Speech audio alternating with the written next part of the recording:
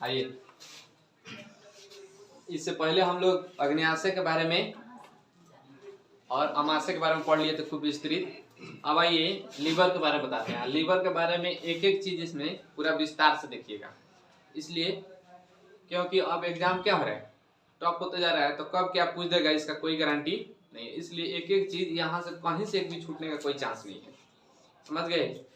ये बहुत तरह के बुक को पढ़ने के बाद नोट्स बना के तब आपको बताया जा रहा है, तो इसको हल्का में नहीं लेना है, एकदम खूब अच्छा से पढ़ना है। आइए देखते हैं। देखिए लीवर जो होता है, जो हमारे शरीर का क्या है, देखिएगा यहाँ से इसोफेगस से जो भोजन आता है तो यहाँ अमाशय में आता है, और अमाशय के भोजन जो यहाँ पर छोटी आंत में होता है तो यहाँ यू आकार का रूप ले लेता है, तो शुरू अलग पकवा से बोलते हैं। यहीं से लीवर का रस यहाँ स्रावित होकर आके छोटी आंत में मिलता है। तो लीवर के बारे में पहले समझते हैं। तो देखिए लीवर का नाम क्या है, एक तो लीवर, इसी को यकृत बोला जाता है और इसी को जिगर भी बोला जाता है। देखते हैं फिगर में होता है कि जिगर फिल्म भी आ जाता है और उसी में पा जाता है लीवर फिल्म कोई नहीं देखेगा, तो आ जाएगा यकृत फिल्म तो नहीं देखेगा, तो जिगर तो नहीं, सुनने में अच्छा लगता है, समझ गए। एक कलेजा हो गया, देखते हैं आप लोग कलेजी वलेजी खाते हैं तो इसी यही लीवर खाते हैं, समझ गए। कहिएगा किसी को लीवर, लीवर कमजोर जब हो जाता है ना तो आदमी का क्या होता है, खाना उतना अच्छा से नहीं पचता है, चाहे उसका क्या होगा, शरीर में नहीं लगेगा। तो इसमें क्या होता है और इसके बारे में पूरा अच्छा से बताते हैं। तो देखिए, तो लीवर पहले आप लोग समझ गए कहाँ होता है, यहाँ इसके बगल में रहता है, दाहिने भाग में रहता है। कहाँ रहता है, दाहिने भाग में। इसी से देखिए, लेकिन इसमें जितना रस स्रावित होता है इसमें कोई एंजाइम नहीं पाया जाता है। क्या होता है, एंजाइम इसमें नहीं पाया जाता है। तो पूछ देता है पीत रस, इसके रस को निकाल को पीत रस बोला जाता है, या इसी को बाइल जूस भी बोला जाता है। क्या बोला जाता है, बाइल जूस या पीत रस। यहाँ पर हम लिख देते हैं पीत रस, इसको पीत रस या बाइल जूस बोलते हैं। तो हमको देखिएगा लीवर में इस वहां से निकलता है तो इजा मिलता कहाँ मिलता है, ये छोटी आंत में, समझ गए। खाना हमारा इसोफेगस में आता है, अमाशय में आता है, उसके बाद छोटी आंत में आता है। नहीं, इधर इसके नीचे एक अग्न्याशय रहता है, तो अग्न्याशय में भी नहीं जाता है, अग्न्याशय से भी रस यहाँ के मिलता है, लीवर से भी मिलता है, लेकिन खाना पूछता है कहाँ जाता है, तो अग्न्याशय में नहीं जाता है, लीवर में नहीं जाता है, अमाशय में जाएगा, छोटी आंत में जाएगा, और उसके बाद यहाँ से एक लाइन यहाँ जुड़ा रहता है तो बड़ी आंत में चला जाता है। क्लियर। बड़ी आंत के बाद मलाशय से शरीर से बाहर हो जाता है। तो इसमें एंजाइम पाया जाता है, तो पूछ देता है किसमें एंजाइम नहीं पाया जाता है, तो पीत रस में, यानी लीवर वाला जो एंजाइम होता है उसमें नहीं पाया जाता है। यह सबसे बड़ी आंतरिक अंग होता है, शरीर में जितना भी बड़ा अंग होता है उस सब में सबसे बड़ी आंतरिक अंग होता है। एक इसी में कहा गया है रस स्रावित करने वाला सबसे बड़ी अंग होता है। ऐसे ही सबसे बड़ी अंग है तो रस स्रावित करने वाला भी सबसे बड़ी अंग होगा। तो पूछ देगा बॉडी में रस स्रावित करने वाला सबसे बड़ी अंग कौन सा होता है, तो वही लीवर होता है। एक विषहर्ता भी कहा जाता है। विषहर्ता इसलिए कहा जाता है क्योंकि इसमें जो हम लोग देखिएगा, विषहर्ता जो जहर वहर जो खाता है ना, तो देखिएगा बहुत लोग, औरत जो सास से झगड़ा हो जाएगा तो जहर खा लेती है, ठीक है, तो जहर खा लेगी तो उसका अगर बच गई तो ठीक है, मर गई तो उसके बाद से उसका पोस्टमार्टम होता है। पोस्टमार्टम होता है तो जहर का प्रूफ कहाँ से मिलता है, यही लीवर निकाल के, जो लीवर है इसी को जांच किया जाता है। बाकी सब अंग को कोई जांच नहीं किया जाता है, चाहे वो मर्द भी खा ले, ठीक है, तो वो जांच कहाँ होता है, लीवर में। तो जहर का जो हमको साक्ष्य कहाँ मिलता है, लीवर में। तो इसलिए यहाँ पर, और शरीर से जो हम कोई खाना खाते हैं तो हानिकारक पदार्थ को मारने के लिए भी लीवर में रस रहता है। तो हमारा क्या हो गया, इसी को कहते हैं विषहर्ता या डिटॉक्सिफायर, इंग्लिश में इसी को बोलते हैं डिटॉक्सिफायर। इसी को बोलते हैं शरीर का प्रयोगशाला। देखिएगा हर चीज का एक प्रयोगशाला होता है ना, तो हमारे शरीर का क्या होता है, जितना भी नया चीज कोई चीज होता है प्रयोगशाला, तो कहाँ होता है, नया नया ये लेबोरेटरी। तो पूछ देगा शरीर के लेबोरेटरी किसे बोलते हैं, तो लीवर या प्रयोगशाला को, उसी को बोलते हैं जैव रसायन संस्थान। तो जैव रसायन संस्थान पूछ दिया जैसे, तो इन जो इथी में हमारे शरीर का कौन सा है, तो लीवर है। पीलिया रोग होता है, देखिएगा शरीर में जो होता है पीलिया रोग, तो किसके उससे इफेक्टेड कौन होता है, तो लीवर होता है। और शरीर में पीलिया रोग हो गया तो शरीर का इंसान का, इसी को जिसको बोलते हैं जॉइंटिस रोग, तो उससे क्या होता है, तो पूछ देगा पीलिया रोग में कौन अंग प्रभावित होता है, तो लीवर। उसी में हेपेटाइटिस रोग एक सुने होइएगा, हेपेटाइटिस रोग में भी कौन प्रभावित होता है, तो लीवर। ये लीवर के बारे में बता रहे हैं। एक होता है मेनिंजाइटिस, मेनिंजाइटिस होता है जो मस्तिष्क जो है ना हमारा, तो ये मस्तिष्क जो पहले ऊपर तो एक खोपड़ी है, अब खोपड़ी के नीचे एक लेयर रहता है झिल्ली, और झिल्ली के अंदर सब हमारा मस्तिष्क रहता है जो न्यूरॉन के रूप में रहता है, जो गायरस वीरस जो रहता है ऊपर नीचे देखते हैं, तो उसके बाहर आवरण रहता है, 3 गो झिल्ली रहता है, तो उस झिल्ली का नाम है मेनिंजिस। उस झिल्ली का नाम क्या है? मेनिंजिस। मेनिंजिस। तब इसी मेनिंजिस में अगर किसी तरह से सूजन आ जाए, चाहे वायरस हो जाए चाहे बैक्टीरिया घुस जाए जो मस्तिष्क में होता है, तो उसी बीमारी तो इन्फेक्टेड हो जाएगा, तो उसी को बीमारी को मेनिंजाइटिस कहते हैं। तो हेपेटाइटिस पूछ दिया तो लीवर, और मेनिंजाइटिस पूछ दिया तो मस्तिष्क से संबंधित है। अभी लवलाइटिस पूछ देगा तो वो दिल से संबंधित है, तो वो नहीं है, समझ गए? वो हेपेटाइटिस, मेनिंजाइटिस, एगो लवलाइटिस कोनो बीमारी नहीं है, वो एगो सोच के है, समझ गए? तो पूछ दिया कोई हेपेटाइटिस किससे संबंधित है? यकृत से या लीवर से। मेनिंजाइटिस मस्तिष्क से, और लवलाइटिस दिल से नहीं है, ठीक है? वो डिस्टर्ब दिमाग रहता है, दिल को लोग ऐसे ही बदनाम करता है, वो कहता है लोग मेरा दिल टूट गया, अरे दिल टूट जाएगा तो उसमें वो जिंदा रहेगा, उसका काम है केवल ब्लड को पंप करना, इमोशन टूट जाता है, समझ गए? इमोशन टूट जाता है, तो ऐसे ही कोई इमोशन टूट गया, भावना टूट गया, तो कहता है लो दिल टूट गया, उसमें एरो मार देगा। वो एरो नहीं रहता है, वो रहता है धमनी, ऊपर से वो एंट्री करता है धमनी, शुद्ध ब्लड आता है और नीचे से अशुद्ध निकलता है, तो उसको एरो मार के आर पार कर देगा, उसमें थोड़ा सा इफेक्ट हो जाएगा तो ब्लड इधर उधर चला जाएगा। ब्लड से क्या होता है, पंप है, जिस तरह से गाड़ी में हवा कसा जाता है तो पंप को दाबते हैं, तो उसी तरह से ब्लड भेजता है सारे जगह, तो ये क्या होता है, वो पंप करता है, तो उसको कहता है लो टूट गया, तो वो तनिया को इफेक्टेड होगा, और उसमें हड्डी होता ही नहीं तो टूटता कहाँ से? सुनिए, तो ये एक जय रसायन पी लिया, हेपेटाइटिस हो गया। देखिए ये काम क्या है, ये प्रोथ्रोम्बिन का निर्माण करता है, ये प्रोटीन होता है, क्या होता है, ये सब प्रोटीन होता है। तो ये प्रोथ्रोम्बिन का निर्माण, जो प्रोथ्रोम्बिन प्रोटीन का निर्माण होता है, या फाइब्रिनोजन प्रोटीन का निर्माण होता है, या हिपेरिन प्रोटीन का निर्माण होता है। 3 प्रोटीन का निर्माण कौन करता है? हमारा क्या करता है, लीवर करता है। कौन करता है?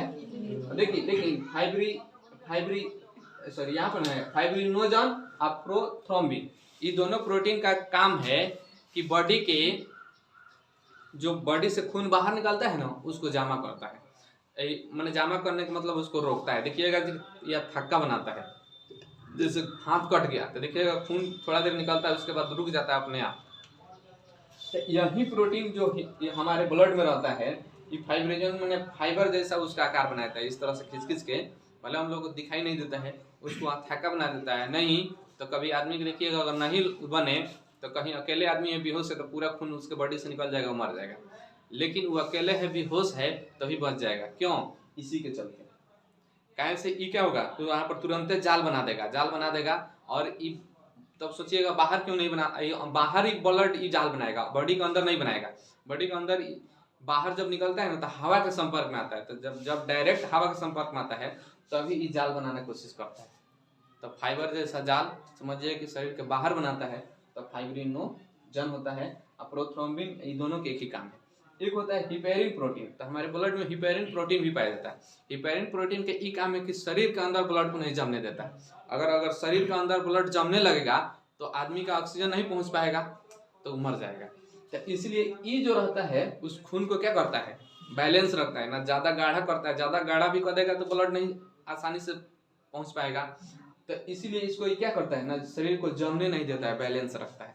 तो हिपेरिन प्रोटीन क्या करता है, लेकिन पूछता है इसका निर्माण कहाँ होता है, तो लीवर में, ठीक है, हाथ में नहीं, लीवर में। अब देखिए सिरोसिस बीमारी के नाम सुनिए, जब आदमी ज्यादा शराब पी लेता है ना तो उसका यही सिरोसिस बीमारी होता है। जब शराब ज्यादा पी लेगा तो देखिएगा उसका लीवर कमजोर हो जाता है। तो लीवर क्या होता है ना, लीवर खाने पीने में भी हेल्प जो खाता है अच्छा से, तो उसका क्या होता है, लीवर मजबूत होता है।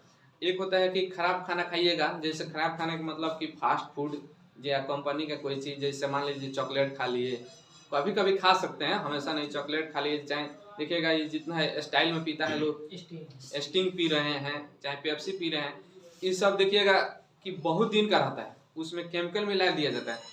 आप सिंपल सा खाना 1 से 2 दिन रख दीजिए तो उसको देखिएगा गंध देने लगता है, खराब हो जाता है, बैक्टीरिया बढ़ जाता है। लेकिन उस सालों साल तक नहीं होता है तो उतना बैक्टीरिया को मारने की उसमें क्षमता रहता है। पॉलिथीन में पैक रहता है, आप पॉलिथीन में कोई चीज़ अपने घर के रोटी पैक कर दीजिए 2 दिन 3 दिन, तो देखिएगा वो इतना गमक देगा कि आपको खाने का मन नहीं करेगा। लेकिन वो सालों साल तक पैक रहता है, तो इसलिए कि उसमें भी तो बैक्टीरिया वायरस इफेक्ट करता है, लेकिन उसमें नाइट्रोजन रहता है, तरह तरह के क्या होता है केमिकल मिलाया जाता है कि उसको कोई बाहर से इफेक्ट ना करे। तो वही चीज़ जो बचा रहता है हम लोग खाते हैं, तो हम लोग के बॉडी के अंदर सेल को इफेक्ट करता है। जो बाहर वायरस को मार सकता है तो बॉडी के सेल को नहीं मार सकता है। तो इसलिए देखिएगा जो छोटा बच्चा होता है तो ज़्यादा लोग दुलार से बिस्किट खिलाता है, डलबूट खिला देगा, ये सब क्या होता है मिक्सचर उक्चर खिला देता है, नहीं खिलाना चाहिए। शुरू में उसका लीवर खराब हो जाता है, और लीवर खराब होगा तो बाद में उसका खाया पिया नहीं पचता है अच्छा से, तो लीवर क्या होता है हाँ उसके बॉडी में नहीं लगेगा, समझ गए। तो इसीलिए दुलार में बच्चा सबको ये सब ज़्यादा नहीं खिलाना चाहिए, घर के सामान खिलाइए जितना खिलाना है। तो ये क्या होगा, तो अगर शराब, यहाँ शराबी वाला है तो ये दूसरा टॉपिक था। तो जब आदमी ज़्यादा शराब पीता है तो कौन बीमारी होता है, सिरोसिस। और सिरोसिस में कौन इफेक्ट होता है, इफेक्टेड होता है लीवर। उसके बाद से देखिए हम खाना खाते हैं तो इसमें हर तरह का केमिकल आता है। तो एक होता है अमोनिया, अमोनिया बहुत हानिकारक होता है, उसको लीवर ही क्या करता है कार्बन डाइऑक्साइड से अभिक्रिया कर यूरिया बना देता है, क्या कर देता है यूरिया। लेकिन पूछता है किससे अभिक्रिया करता है, पीपीएससी में पूछा था एक बार, अमोनिया किससे अभिक्रिया करके यूरिया बनाता है, तो कार्बन डाइऑक्साइड। अमोनिया बहुत हानिकारक होता है, क्या होता है बहुत हानिकारक होता है। और ये जो होता है जलीय जीव डायरेक्ट अमोनिया को अमोनिया के रूप में क्या करता है, जलीय जीव होता है अमोनिया को डायरेक्ट अमोनिया के रूप में क्या करता है शरीर से बाहर कर देता है। तो इसको बाहर करने के लिए बहुत सारा जल चाहिए।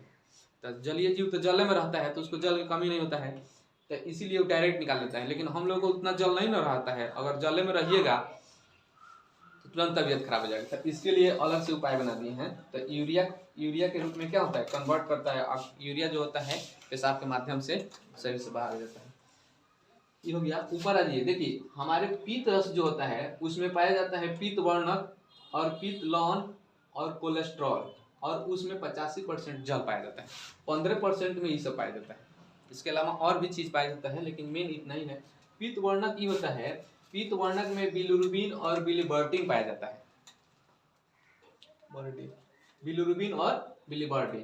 तो बिलिरुबिन का काम क्या है, जो हम लोग खाना खाते हैं तो उसमें से एनर्जी जो आ जाता है बाहर माने बॉडी के अंदर, तो उसके बाद से जो गंध बचता है, जो मल वल बचता है, उसको पीला करना। तो बिलिरुबिन क्या है, देखिएगा जो आदमी लैट्रिन करता है तो पीला कलर का होता है, तो यही लीवर से ही निकलता है बिलिरुबिन, वही उसको क्या करता है पीला करता है। बिलिरुबिन का काम क्या है रंग प्रदान करना। और एक होता है बिलिबर्डिन, तो बिलिबर्डिन का काम है हरा। ये बहुत लोग को तो तबीयत खराब हो जाता है, तो बिलिरुबिन जो कम मात्रा हो जाएगा तो उसका लैट्रिन हरा कलर का हो जाता है, समझ गए। और दोनों बैलेंस रहेगा तो पीला। तो यहाँ क्या है, तो ये पूछता है बिलिरुबिन का काम क्या है रंग प्रदान करना, बिलिबर्डिन का काम क्या है रंग प्रदान करना। अब बिलिरुबिन किस कलर का रंग प्रदान करता है तो पीला, अब बिलिबर्डिन किस कलर का हरा। अब देखिए यही जो हमारा छोटी आंत में आता है तो यही बिलिरुबिन प्रदान करता है। अब कभी कभी क्या होता है आंत में थोड़ा सा इफेक्टेड आ जाता है, तो बिलिरुबिन जैसे छोटी आंत है ना, यहाँ पे ये है छोटी आंत, तो ये छोटी आंत में ही यहाँ से लीवर से आता है तो बिलिरुबिन यहाँ मिलता है, यहीं से इसका कलर प्रदान हो जाता है। यहाँ से जो इतना भी हम खाना पीना जो खाते हैं उसमें से अच्छा अच्छा एनर्जी होता है सब ऑब्जर्व कर लेता है। ऑब्जर्व मतलब कि अवशोषक यानी उसको सोख लेता है और बॉडी में भेज देता है। तो ये आंत कभी खराब होगा ना तो कभी कभी बिलिरुबिन को भी सोख लेता है, समझ गए। जिससे खराब है तो नहीं होता है, कभी कभी आदमी क्या करता है अच्छा के साथ खराब हुआ जाता है तो वही शरीर में भेज देता है, तो शरीर में भेज देता है तो पीलिया हो जाता है। तो देखिएगा जो देखते हैं लोग कहते हैं पीलिया हो गया, इसका रंग क्या है पीला पीला हो गया है, समझ गए, तो वही हो जाता है। तो यहाँ पर ही हो गया। उसके बाद से पीत लौड़, पीत लौड़ में आपको दो तरह का होता है, एक इंडेल एक एस्केटोल। क्या होता है, या एस्केटेल भी लिखता है लेकिन एस्केटोल ही है। तो इस दोनों के काम है दुर्गंध प्रदान करना। क्या काम करना? देखिए मान लो जो आदमी त्याग करता है तो उसमें दुर्गंध होता है, तो पित्त लौड़ जो होता है यानी लीवर से ही होता है, समझ गए?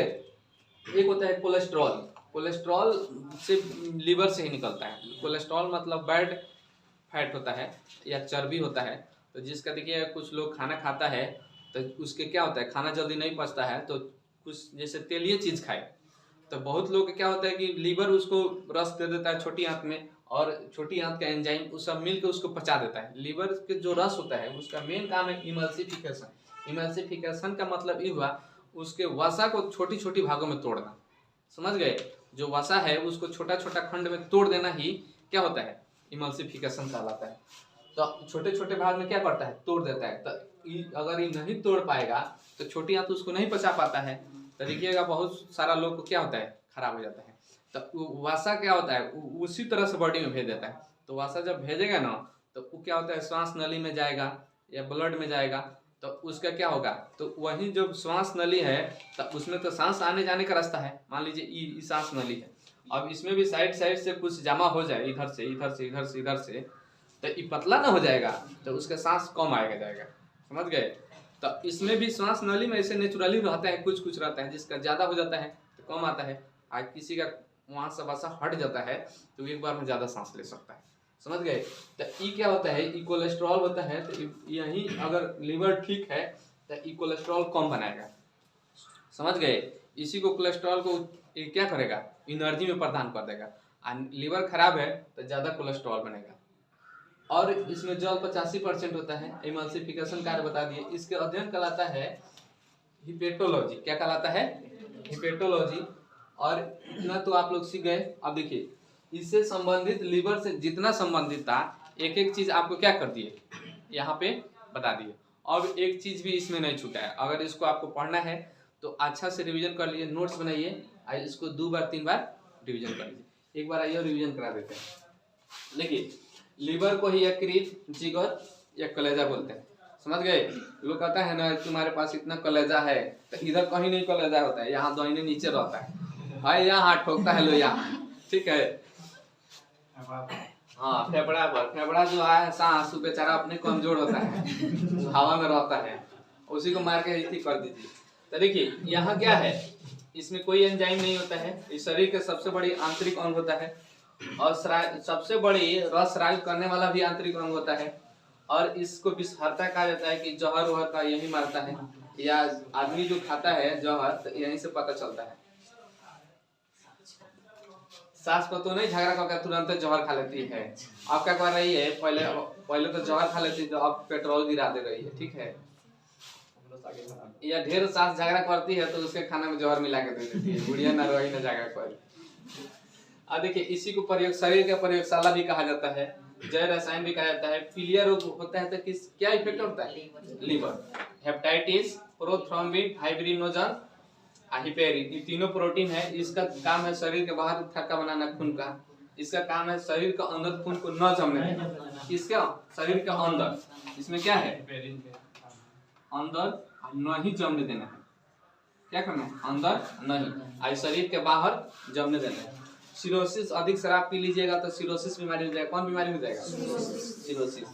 अमोनिया, और जैसे हम लोग खाना खाते हैं तो उसमें तरह तरह का पदार्थ रहता है, तो उसी में से कुछ अच्छा ले लेता है, ऑक्सीजन के माध्यम से कुछ हानिकारक रहता है तो उसको कार्बन डाइऑक्साइड के साथ क्या करता है, अभिक्रिया करा के यूरिया बदल देता है। यूरिया तनी कम हानिकारक होता है, इसके दोनों हानिकारक है, लेकिन अमोनिया बहुत ज्यादा होता है, यूरिया कम होता है, ठीक है? तो ई कम होता है। उसके बाद पीत वर्णक, पीत वर्णक, वर्णक मतलब होता है रंग को प्रदान करने वाला। तो ई बिलिरुबिन और बिलिबर्डिन होता है। बिलिरुबिन हो गया पीला कलर, बिलिबर्डिन हो गया हरा कलर। और पीत लवण जो होता है इंडेल और एस्केटोल, दुर्गंध प्रदान करता है, मल को दुर्गंध प्रदान करना। और एक होता है कोलेस्ट्रॉल, इसको कहते हैं खराब वसा या बैड फैट। जल इसमें कितना मात्रा रहता है, 85%। कार्य इसका पित्त रस का कार्य क्या होता है, इमल्सिफिकेशन, यानी वसा को तोड़ना, छोटा छोटा टुकड़ा में तोड़ देता है और उसके बाद छोटी आंत का रस उसको पचा देता है। अध्ययन इसका क्या कहलाता है, हिप्टेलॉजी। और इतना आपका हो गया इसके बारे में।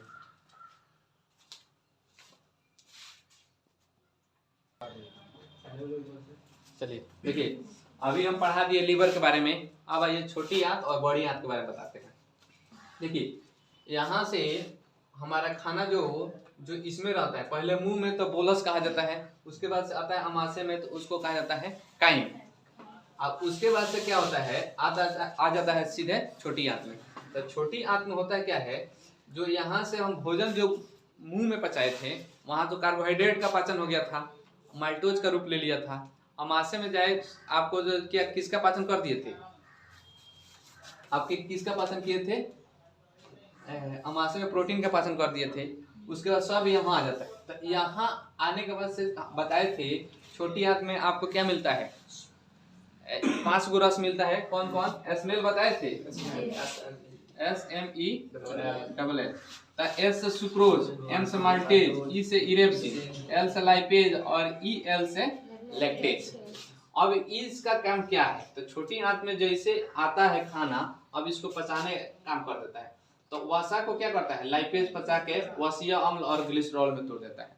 तो पूछता है लाइपेज किसको पचाता है, तो वसा को। किस में बदल देता है, तो वसीय अम्ल और ग्लिसरॉल में। अब यही एक सुक्रेज जो होता है, सुक्रेज जो सुक्रोज जो आता है, जो सुक्रोज होता है, उसको सुक्रेज पचाता है, उसको ग्लूकोज और फ्रक्टोज में तोड़ देता है। किसमें तोड़ता है, ग्लूकोज और फ्रक्टोज में।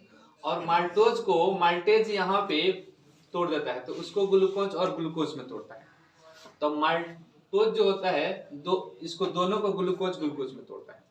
और लैक्टोज जो होता है, तो लैक्टोज जो रहता है उसको लैक्टेज पचाता है, तो ग्लूकोज और ग्लैक्टोज में बदल देता है।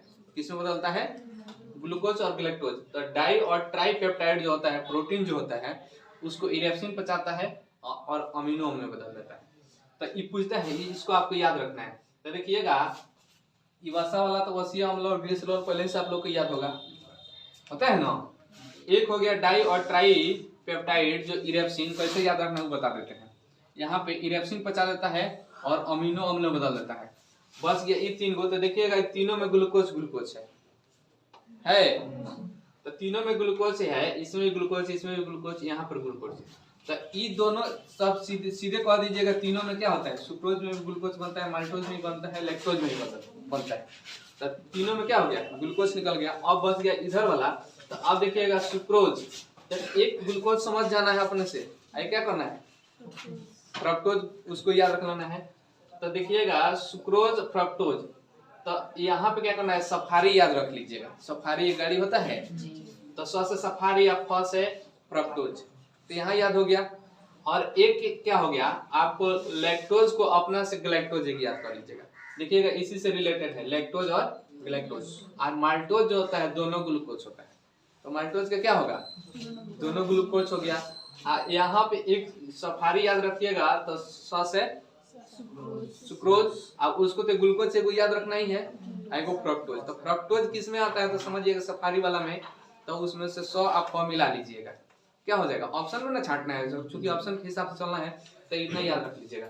अब ये सब खाना इसमें पच जाता है, और पचने के बाद से यही से क्या होता है, सब अवशोषित कर लिया जाता है, अवशोषित करके बॉडी में भेज दिया जाता है। अब उसके बाद से जो कुछ शेष पदार्थ बचता है, यही पर क्या होता है, बड़ी आंत में भेज दिया जाता है। अब बड़ी आंत में जब जाता है, तो बड़ी आंत में क्या होता है, यहाँ पर एक वाल्व लगा रहता है।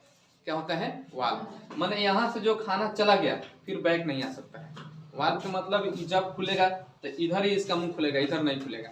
जैसे मान लीजिए यहाँ एक वाल्व है, यहाँ पे एक विधि लगा है, यहाँ से दाब रहे हैं तो इधर खुल रहा है, लेकिन यहाँ जा रहे हैं तो यहाँ एक ब्रेकर है रोकने वाला। जैसे मान लीजिए यहाँ पे ही रखे हैं, तो इधर से दाबे तो इसे खुल गया, लेकिन यहाँ जाएंगे तो नीचे नहीं जा सकता है, कैसे यहाँ रोका हुआ है। तो इसी को वाल्व कहते हैं। जैसे चापाकल में वाल्व देखते हैं, दाबिएगा हैंडल तो ऊपर वाल्व आ जाएगा, पानी आ जाएगा, लेकिन फिर छोड़िएगा तो वाल्व रुक जाएगा, वहाँ नीचे नहीं जा सकता है, इसलिए पानी रुक जाता है। तो उसी को वाल्व कहा जाता है, जो एक डायरेक्शन में खुले। तो उस वाल्व का नाम क्या है, इलियोसिकल वाल्व।